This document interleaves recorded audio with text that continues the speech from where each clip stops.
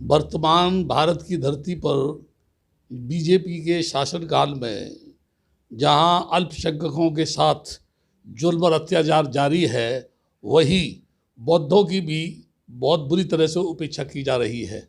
यहाँ मैं बताना चाहता हूँ कि मैं आगरा में थाना एतमादौला के अंतर्गत मारवाड़ी इंदिरानगर शंभू नगर एक बस्ती है, उसके नज़दीक मेहताब बाग रोड के पास अपनी झोपड़ी डाल करके विगत 40 वर्ष से वहाँ रह रहा हूँ। इस 40 वर्ष के दौरान मैंने राष्ट्र के हित में जितने कार्य किए वही बैठ कर के किए, उस झोपड़ी में ही रहकर किए, जिसमें कोई दरवाज़ा नहीं था, कोई खिड़की नहीं थी। लेकिन बरसात में अचानक उसकी कच्ची दीवारें टूट जाने से झोपड़ी जब ज़मीन पर आ गई तो कुछ लोगों ने उस झोपड़ी की जगह पर एक कमरे का निर्माण करने के लिए मेरे से प्रार्थना की। मेरे लाख मना करने के बावजूद भी विगत 4-5 वर्ष पहले एक कमरा वहाँ बनाया, और अभी अभी कुछ दिन पहले मैंने वहाँ 10,000 रुपये के पेड़ लगाए जो लोगों ने मुझे सहयोग प्रदान किया।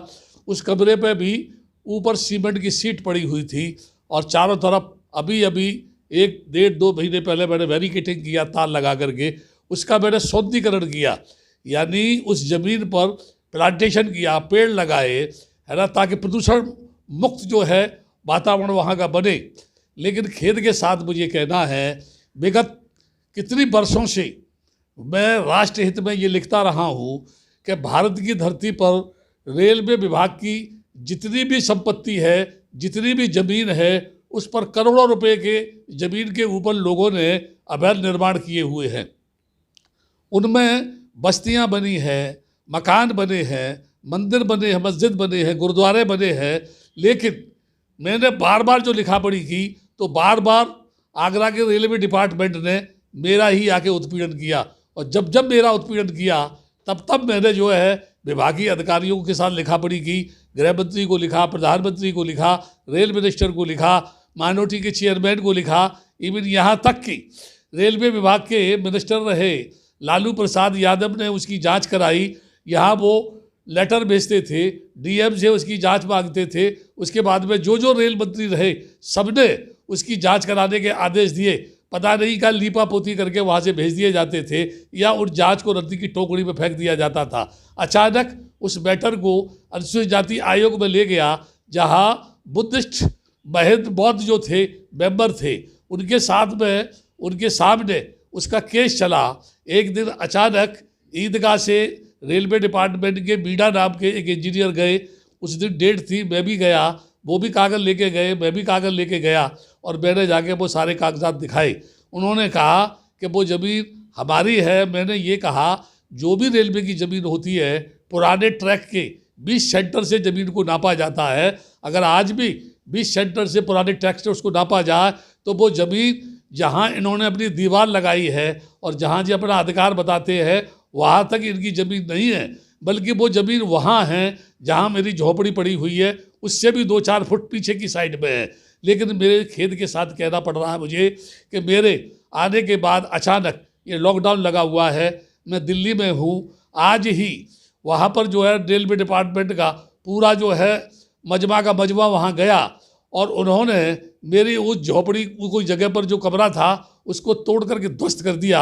उसमें मेरा टीवी था, उसमें रेलवे की ज़मीन पर जो इंक्रोचमेंट है उस कागज़ों की फाइल थी, उसमें मेरी 40-45 वर्ष की लिखी हुई मेरी डायरियाँ थी, उसमें मेरे बेशकीमती कागजात थे, मेरा पलंग था, उसके अंदर जो है अलमारियों में मेरे चीवर थे, तमाम सामान था, भगवान बुद्ध की मूर्तियाँ थी, वो सब ध्वस्त कर दिया उन्होंने। जो है मुझे उन्होंने पूछा भी नहीं, मुझे नोटिस भी नहीं दिया।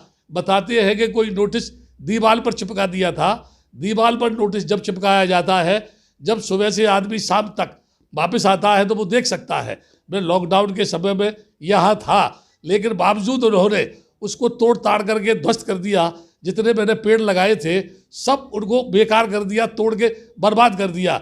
मैं रेलवे डिपार्टमेंट से ये मांग करता हूँ, जो मेरा नुकसान हुआ है वो उसकी भरपाई करे, और पूरे देश में जो रेलवे की ज़मीन पर इंक्रोचमेंट है, क्या रेलवे डिपार्टमेंट ने उसको तोड़ने के लिए कोई प्रस्ताव पारित किया है, या पार्लियामेंट में कोई कानून बना है कि रेलवे की ज़मीन को वापस लाने के लिए यानी कानूनी कार्रवाई की जाए। जब सुप्रीम कोर्ट ने ये कहा कि इलीगल ढंग से जो सरकारी ज़मीनों पर मंदिर बने हुए हैं उनको हटाया जाए। तो मैं सरकार से ये जानना चाहता हूँ, क्या सुप्रीम कोर्ट के कानून का पालन किया? क्या उन्होंने कोई ऐसा कानून पारित किया है कि रेलवे की ज़मीन पर जो भी इंक्रोचमेंट है उसे हटाया जा रहा है या उसको हटाया जाएगा? ऐसा कोई प्रस्ताव पारित किया है?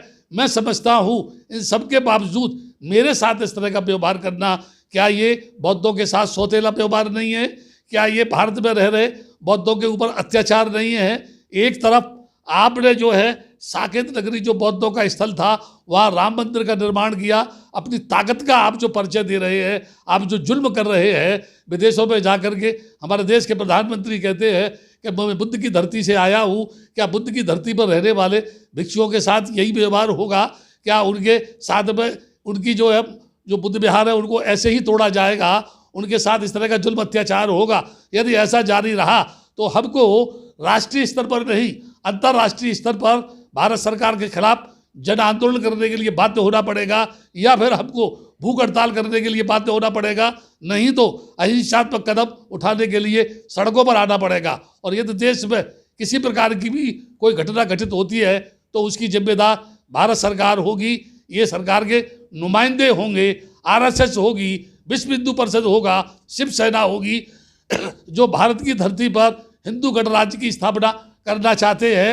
अभी तो इन्होंने बौद्धों के साथ जुल्म किया है। वही मेरे पास में मेरे जो जहाँ बुद्ध विहार था उसी के पास में नगला देवजीत में मस्जिद थी, उसकी दीवारें तोड़ दी गई, उसके गुम्बटों को तोड़ दिया गया। बाद में जो मंदिर था वहाँ उसको छोड़ करके उस मस्जिद पर जो ये अटैक किया गया, उससे वहाँ के लोगों में रोष उत्पन्न हो गया और वो लोग सड़कों पर आ गए।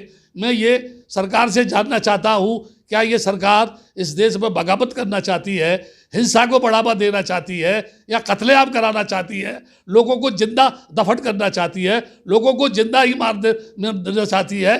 बस काफ़ी अरसों से ये जो किसानों का आंदोलन चल रहा है उसके खिलाफ भी दंडात्मक कार्रवाई की जा रही है। इस देश के साधु सन्यासी बेमतलब बेलगाम घोड़े की तरह से सड़कों पर दौड़ रहे हैं, मन चाहे सबू के छेड़ रहे हैं, मन चाहे झूठी बातों को यानी समाज के बीच में फैला रहे हैं, मन चाहे ढंग से लोगों के बीच में अंधविश्वास रूढ़वाद की परंपरा को फैलाने का काम कर रहे हैं। और सरकार आंख बीच के उनको संरक्षण प्रदान कर रही है, उनको जो है सहायता दे रही है, उनकी मदद कर रही है। अतः पुनः एक बार कह रहा हूँ, जो मेरा नुकसान हुआ है उसकी जांच कराई जाए, उसका मुआवजा दिया जाए, नहीं तो मुझे भूख हड़ताल पर बैठने के लिए बाध्य होना पड़ेगा।